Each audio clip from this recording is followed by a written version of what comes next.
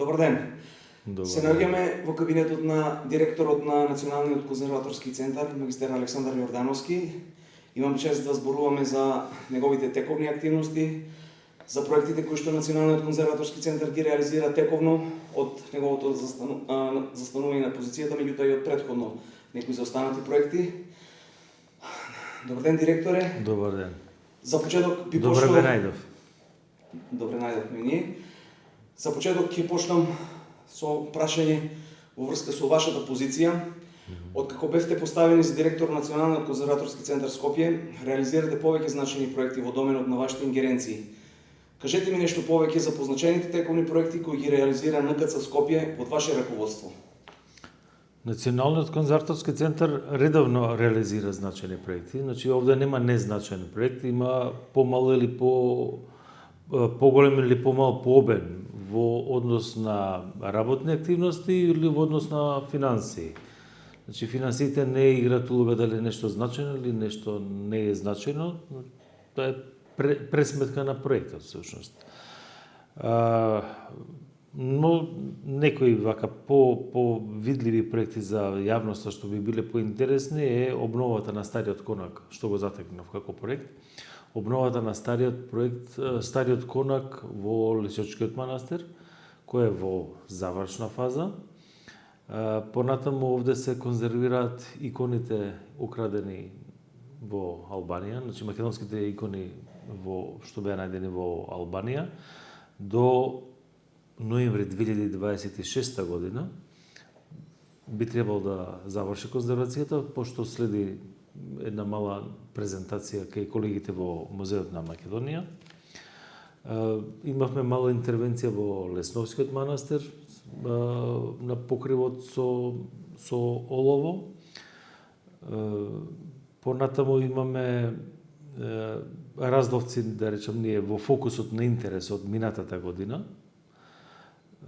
Значајни проекти ни се редовното конзервирање на иконите во лабораторијата што се наоѓа во оваа установа. Значи тука имаме редовна, би рекол, продукција, нели, на конзервирани и реставрирани икони. Тука се оди, тоа е таа редовна работа што историчарите на уметност заедно со сликарите конзерватори си проценуваат на редовно годишно ниво кои икони би било кои икони се приоритет за конзервација. Нешто што е позначено минатата година што го реализиравме, а што не значи интервенција директно на културно наследство е следењето на состојбата на заштитените објекти, односно главно беа цркви во Кривопаланечко, во Комановско и односно сите општини што се наоѓаат во североисточниот дел од Македонија. Таа евиденција на состојба, односно проценка на оштетеноста на веќе заштитените објекти е направена после 50 на години. Значи главниот вид е направен меѓу 1975 и 1985 година и тогаш имало една широка акција, систематска, за евидентирање на потенцијално културно наследство. После 50 години повторно се излегува на терен и состојбата покажа дека е загрижувачка, ама во повеќе сегменти. Значи не само оштетеноста на самите објекти, конструктивни и живописи икони, туку и демографски, главно тоа се рурални средини, демографски многу е падната средината. Значи, ако пред 50 години сте имале и некаков живот, сега речиси да нема. Така. Само за појаснување на пошироката публика, во врска со вашата дејност, во оквирот на вашите активности и дејности, станува збор за ангажман за движно и недвижно културно наследство, така? Или само за станува збор за недвижно културно наследство, оваа установа е надлежна за заштита на недвижното културно наследство и профана и сакрална градба. ако сакате и рурална и градска градба, градителско наследство и недвижност по намена. Недвижноста по намена се предметите што се наоѓаат во објектот што е предмет на заштита. Така, за тоа што во јавноста циркулира, да кажеме, зборувате за фрески.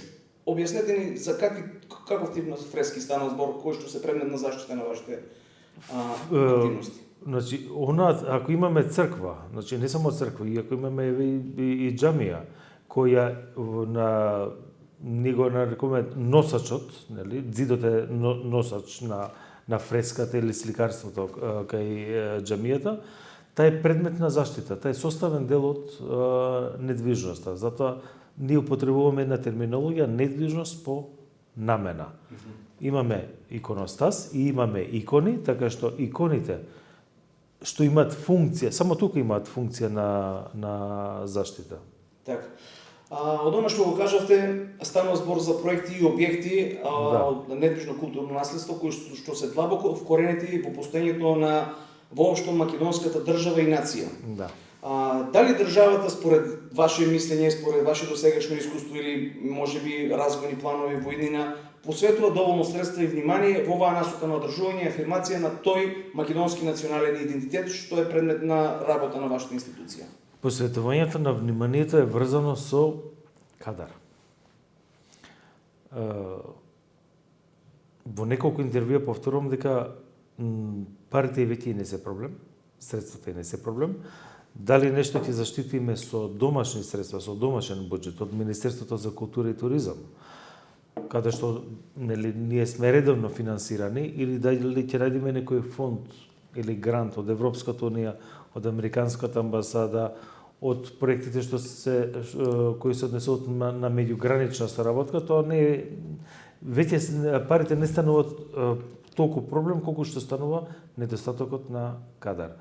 Затоа што кадар што се занимава со заштита на културно наследство, од која било професија, од археолог па до сликар, граден инженер, историчар на уметност, етнолог, што и да фатите, вас ви треба процес на созревање на тој кадар. Самиот факултет не значи ништо. И дури самиот просек не значи ништо. Овде се работи тимски. Еве, повторно ќе спомнам како објект црква. Имаме кога се интервенира на еден објект, се вклучуваат повеќе професии. Никогаш работата не е еднолична или еднонасочна, во смисла на една професија. На еден објект имаме и археолог, ако има потреба од археолошки истражувања, нели? Имаме потреба од архитект, имаме потреба од градежен инженер, статичар, нели, да гарантира стабилноста на објектот ако е веќе нарушена. Имаме потреба од историчар на уметност да процени состојбата на оштетувањето, дали на фреските, дали на иконите, и да даде свое толкување научно, стручно и така натаму. И завршуваме до директната непосредна заштита. Станува збор за мајстори, ако станува збор за заштита на ѕидовите, да речеме, еве, или пак сликари, да, или конструктивни, значи тоа се буквално мајстори, па до сликари кои интервенират на иконите на фреските. Значи комплексна е работата. Сакате да кажете дека недостига малце поширок контекст на гледање на состојбата на подготовка на тој кадар, многу повеќе отколку што станува збор за да кажеме финансија. Физички го нема кадарот веќе во установите. Така. Физички го нема. Значи, ако зборуваме и во возраст, нашиот кадар воопшто не е млад. Така. Излезе од ваквата ситуација, дали можеби негде гледате во иднина? Излез соработка со образовните институции и да се доближи до младите луѓе од сите овие професии, да се доближат активностите на овие институции. Така, значи станува збор за поширок проблем, општествен. Поширок проблем и проблемот не е од сега. Така. Веќе јас сум 20 години во оваа професија, во заштитата на културното наследство. воопшто не е од сега проблемот. Не би рекол ни дека е нешто политички, станува збор за системски проблем од новиот начин на живење. Младите луѓе имаат се помалку трпение, сакаат брза заработка. Учењето после факултет го сваќаат како нека дополнителна обврска, така што можеби треба нов пристап, приказната за културното наследство да се продаде на нов начин кај новите генерации. Така. Добро, ајде сега да зборуваме малце за она што е актуелно. Да. Деновиве оваа година 2026 ја живееме 150 годишнина до кревањето на првото македонско национално востание во селото Разловци.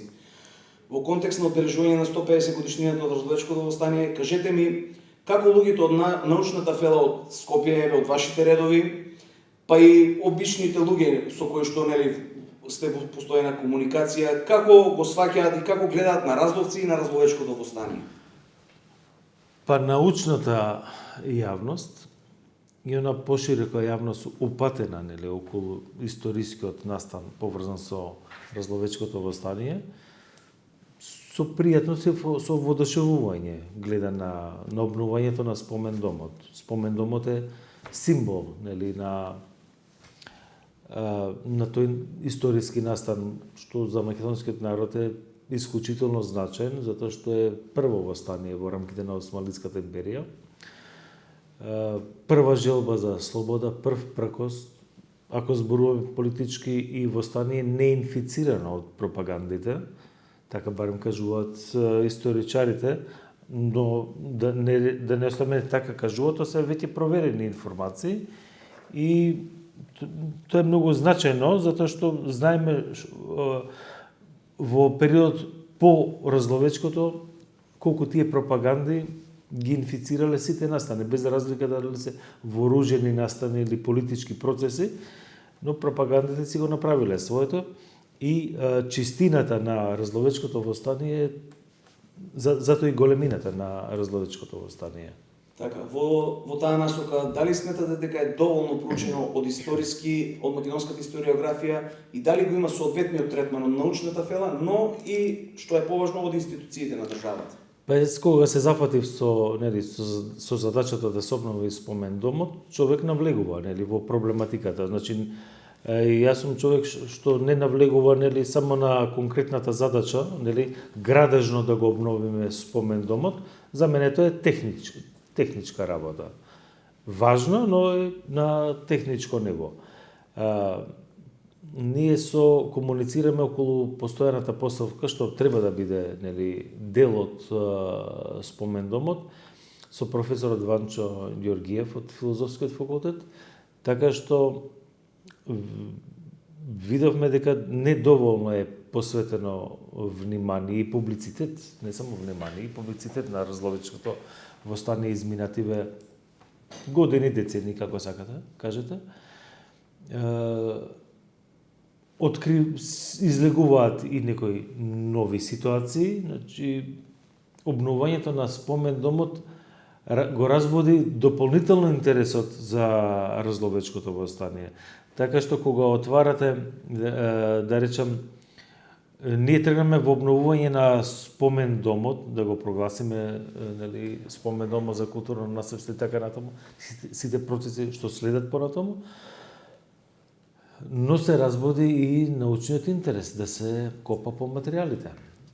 Тоа е добро. Така што се шири кругот. После 150 години можеме да кажеме дека повторно на некој начин пламти тој духот на Разловечкото востание. Знаете како? Па и во политички контекст, ако сакате. Знаете како?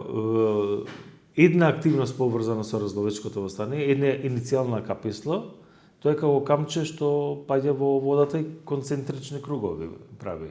Една активност позитивна се шири на другите. Секој си го наоѓа својот интерес, секој сака да придонесе на свој начин поврзано со Разловечкото востание. Градежникот на еден начин, му е чест што обновува објект во за исклучително важен историски настан, историчарот од своја гледна точка, конзерваторот од своја, значи секој си го гледа тука својот интерес и за афирмација, но и за свој удел во таа приказна. Вашата институција Национален конзерваторски центар Скопје Да. е носител на проектот, да. ја доби честа да биде носител на проектот за реконструкција на објектот на спомендомо развојачко остане во селото Разловци. Кажете ми, од вашето искуство во изминатите години веќе ќе станат, како дојде до реализација на овој проект? Кратка генеза за сите институционални аспекти и постапки кои беа спроведени од вашата институција, но и останатите институции, за да дојде до реализацијата на овој проект. Па еве кратка генеза за како дојде до идејата за обновување на спомендомот. Јас доаѓам од поработно место од Министерството за култура и туризам. Јас и таму бев задолжен да ја водам работната група околу иницијативата за спомендомот и веднаш што ми ја добив задачата, ја собрав целокупната документација поврзана со тоа беше 2024 година. Ја собрав целокупната документација околу изминатите активности поврзани со обновата на спомендомот. Првичната иницијатива за обнова потекнува од 2013 година. Тогаш македонската влада дава иницијатива спомендомот да се прогласи за културно наследство. Иако е временската дистанца од заштитарски ако гледано временската дистанца за објектот е мала, тоа е 50 на години, и тоа не секогаш е предмет на интерес за заштита на објект заради архитектонските вредности, но значењето е големо од историска гледна точка. Но трагајќи по документите видовме дека не само од историска гледна точка, затоа што автор на проектот за објектот е професорот Георги Константиновски од архитектонскиот факултет, видовме дека и самиот објект има голема символика, па така се споја архитектонските вредности со историските и приказната доби убав крај. Се прогласи за културно наследство. Имало интервенции превентивни пред 10 на години, недоволно успешни. Во 25-та минатата година јас преминувам од Министерството за култура тука во Националниот конзерваторски центар и продолжувам да си затоа што ово установа е територијално надлежна за Делчево и по редот на нештата си продолжи активностите. Проектот е изработен пред 10 на години, конзерваторско-реставраторски. Го дополнивме затоа што имаше оштетувања дополнителни по 10 на години и веќе проектот е во завршна фаза на реализација и ќе биде спремен за пуштање на 19 мај во 11 часот. Спомнавте во вашето излагање дека спомендомот во текот на изминатиот период беше прогласен за значајно културно наследство на управата за заштита на културно наследство. Да, управата го носи тоа решение. Што значи конкретно тој статус од формално правен аспект и во функционален аспект? Тоа значи дека државата му дава значење на културно наследство, но и се презема обврски да го одржува. Националниот конзерваторски центар ја има обврската да го доведе во нормална состојба, употреблива, да има употреблива вредност објектот. Понатаму објектот ќе функционира во рамките на Центарот за култура Никола Јонков Вапцаров од Делчево. Јас сум во комуникација со тамошниот директор, тие ја проширија дејноста и музејска во рамките на Центарот за култура, така што објектот ќе функционира како подружница на Центарот за култура, така што за тековното одржување ќе си биде задолжена установата од Делчево, а секако за сите поголеми активности околу објектот во иднина, но се надеваме дека во наредните барем 50 години нема да има потреба од интервенција, затоа што се вградуваат исклучително квалитетни материјали, дури би рекол поквалитетни од самото градење. Кажете ми нешто повеќе за техничките аспекти на градежните активности поврзани со самата реконструкција. Кој се учествуваше во изработката на проектот, во реализацијата на активностите на терен? Колку време траеше целиот процес? Вие напомнавте дека е започнал 2013, меѓутоа еве сега градежниот во завршна фаза е. За каков обем на градежни работи, на позиции на градежни работи станува збор и еве што беше најголем предизвик во однос на самите овие предвидени позиции за работа? Да. Автор на конзерваторско-реставраторскиот проект е веќе пензионирана колешка од тука, Ѓорѓица Лековска се вика колешката, бидејќи во подминати години самиот процес на заштита, значи интервенциите ги следат двајца колеги од актуелниот Националниот конзерваторски центар. Тоа е, пак ќе кажам, неодамна пензионираната колешка Цветанка Хаџипецова, тој е конзерватор советник. Помладиот колега Игор Кузмановски, тој е конзерватор, исто така архитект. Конзерваторски надзор е колегата Константин Димитровски, на помош ми дојде од Скопскиот конзерваторски центар. Немавме потреба од градежен надзор, но заради тежината и комплексноста на објектот, ангажиравме и градежен надзор, тоа е колегата Ѓорѓи Аспровски. Комплексни беа и јавните набавки. Ана Ордановска ги водеше јавните набавки околу целиот објект. Добро, еве сега кажете ми со неколку збора колку се чинеше овој проект и каде се обезбедени финанси? Проектот целосно се финансира од домашни средства. Значи, тоа е годишната програма за 2026 на Министерството за култура со огромна поддршка на владата на Република Македонија. Значи, покрај тоа што е редовна програма за 2026 година овој проектот е во фокусот на интерес на владата. Проектот ќе чини околу 20 милиони денари. Првично беше проектирано на 18, зборувам само за градежниот дел, не музејската поставка, но при интервенцијата видовме дополнителни оштетувања што не можеле да се видат. Да речем, при увидот за изработка на анекс проектот за конзервација, околу 3 месеци во рекорден рок ќе се заврши објектот, значи остануваат уште неполни 2 недели да се заврши објектот. И ако ја пресметаме, да речем, временската рамка, ваков објект е завршен за 3 месеци. И уште нешто што морам да нагласам. Јас како директор ги гледав и останатите проекти во минатото како се реализирале.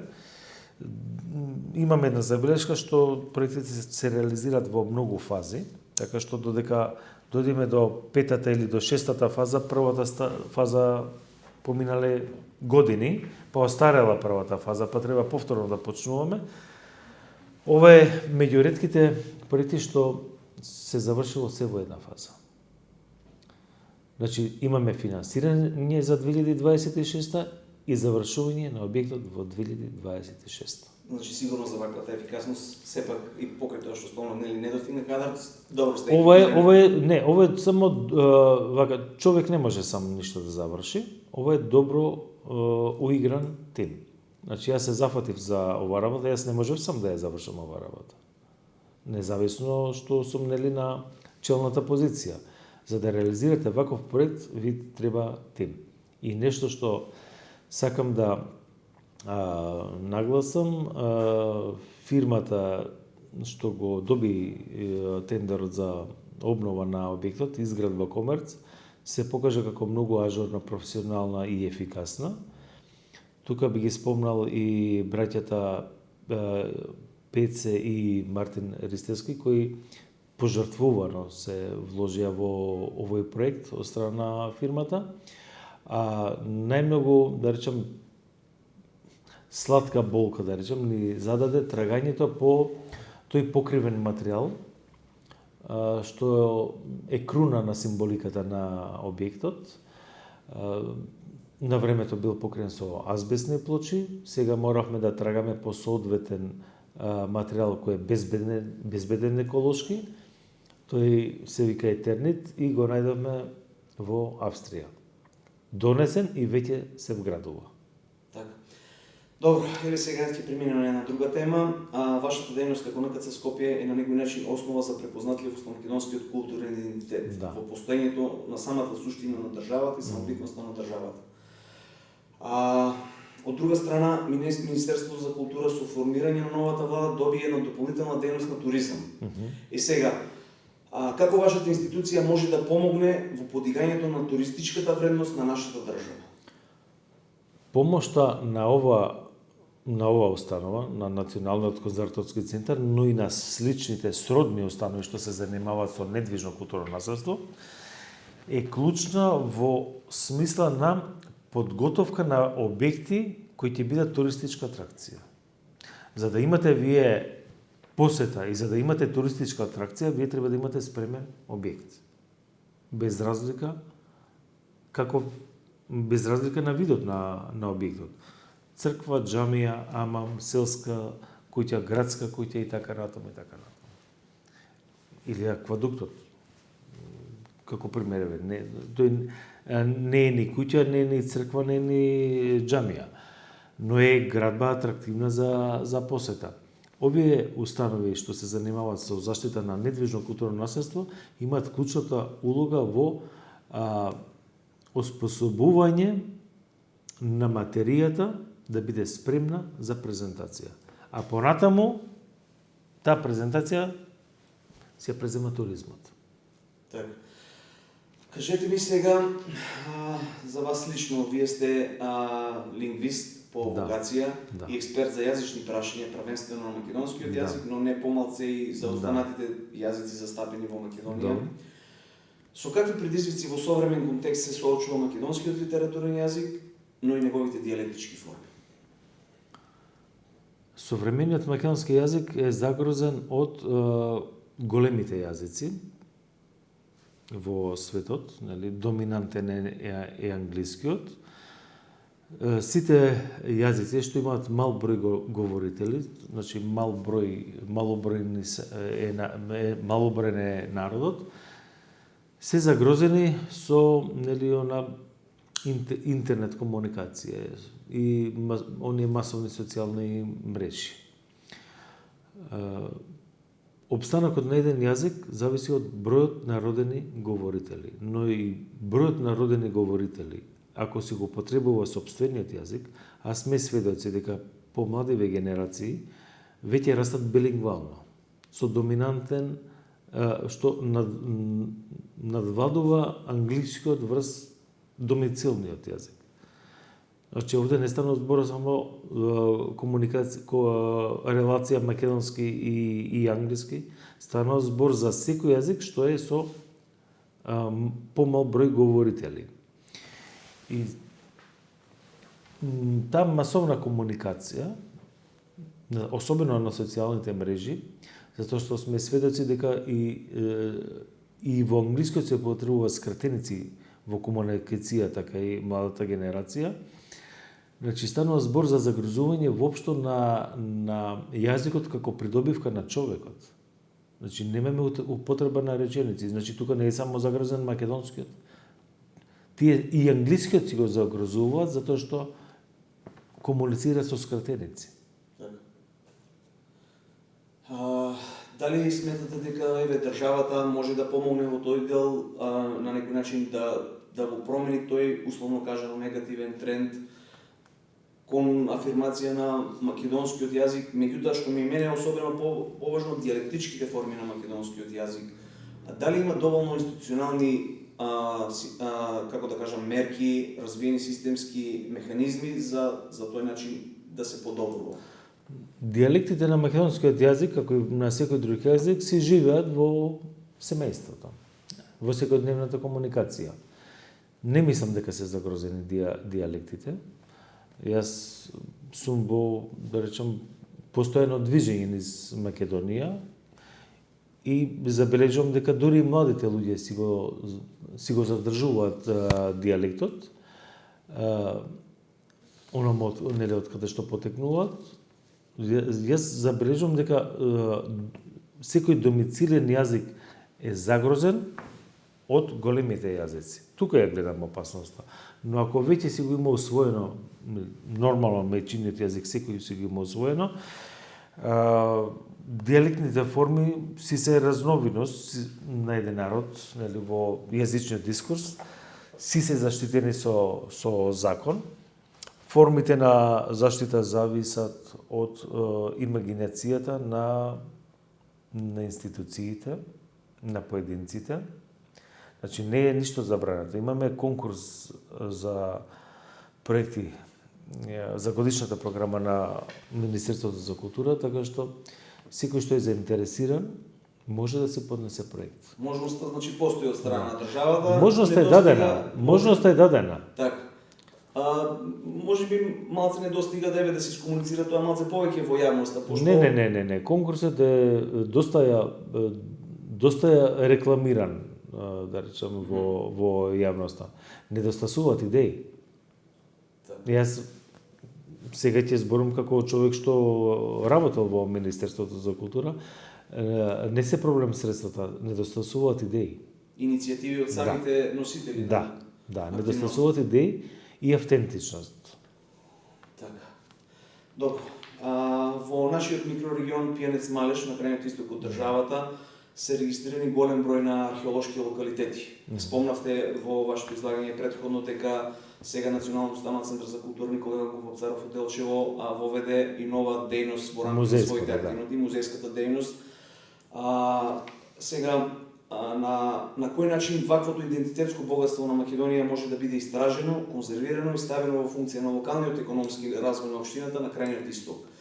Кои се механизмите тоа на некој начин да заживее, еве како нова дејност релативно во нашиот предел таму во Пијанец и Малеш? Конкретно новата поставка во спомендомот на Разловечкото восстание ќе биде врзана за историјата и за конкретниот настан. Значи, тоа е тематска изложба, временски ограничена, но регистрирајќи музејска дејност Центар за култура, апсолутно може да прошири музејската дејност и на другите видови поставка. Зборувам за археологија, зборувам за етнологија, историја на уметност, современо сликарство. Значи, тоа зависи од способноста на кадарот колку ќе се ангажира. Затоа повторно кажам, можноста ја има државата за финансиска поддршка, но таа финансиска поддршка треба да добие квалитетни идеи. Ако зборуваме, нели, конкретно прашавте за археологијата, Националниот конзерваторски центар нема законска надлежност да врши систематски археолошки скопувања.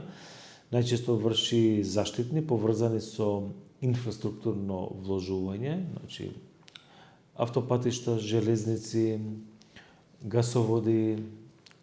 За проектот национален интерес. Да. Проектот национален интерес за инфраструктурата. И тука излегува во пресред Националниот конзерваторски центар за да истражи дали имаме археологија на трасата лево, десно и така натаму. Во однос на систематските археолошки истражувања, тука музеите треба да имат главната примарната улога. Да. Може да Центарот за култура од Делчево може да се исконтактира со Археолошкиот музеј на Македонија, и Заводот и музеј Штип како поблизок. Паланка ни е музеот од Градскиот музеј од Паланка, музеот од Виница, така што музеите имаат задачата да вршат систематски археолошки истражувања, од каде што произлегуваат понатаму збирки во музеите. Така. Еве, кажете ми, дали самата археологија, меѓутоа и конзервацијата, може да бидат поставени на одржливи основи, да не биде моментот само ние еве користиме средства од државата или од јавни фондови и ги ставаме во нешто, во некој недвижен имот, во недвижни вредности, кои што секако се од значење за државата, меѓутоа дали тој менаџерскиот, предприемачкиот дух може да биде вклучен во целава работа, да може. самата дейност да биде базирана на одржливи основи? Може. Се зависи како ќе се наметнете во јавност. Публиката, еве, например, ви имате музеи. За да имате посета, вие треба да изградите публиката, а публиката се создава, се воспитува. Во едно интервју сега неодамно кажав дека новите музеи што се направени после 2010 година си оправдаа својата улога, како археолошкиот музеј на Македонија покрај Вардар, музеот на македонската борба за државност и самостојност, спомен куќата на мајка Тереза, поставката за децата бегалци во музеот на Македонија, се зголеми посетата и приходот. Се зависи како ќе се продаде вредност. Вредноста ја имаме, ќе ја создадеме, значи ние ќе го направиме сега спомендомот на Разловичкото востание, колегите од Делчево ќе ја направат музејската поставка, сега, како го викаме тоа во кај филмовите, постпродукција. Така. Треба да му се даде приказ Сега имаме постпродукција, да. Така. Еве за крај на овој интервју, би сакал да ве запишам, дали има интерес, можности, пракса воспоставена можеби во минатото за соработката со странски експерти од вашата дејност на полето на археологијата и конзервацијата на недвижното културно наследство овде кај нас во Македонија? Тоа се континуирани соработки. Сите установи си имаат воспоставено своји релации со странски партнери. Според нашата дејност, примерно, конзервација на ѕидно сликарство и на штафелајно и на икони, нашата главна соработка со Италија. Неодамна беше наш колега на престижен меѓународен сајм за конзервација и реставрација. Тоа се веќе редовна воспоставена релација меѓу Македонија и Италија конкретно на ова поле. Во ред, директор, ви благодарам на овој интервју, честа беше наша, што имаме можност да присуствуваме во вашиот работен простор. Се надевам овој интервју ќе биде погледнато што поголема публика, па и очекуваме и реакции. Ви благодарам и се гледаме на 19 мај во 11 часот. Обавезно. Фала ви уште еднаш. Фала ви.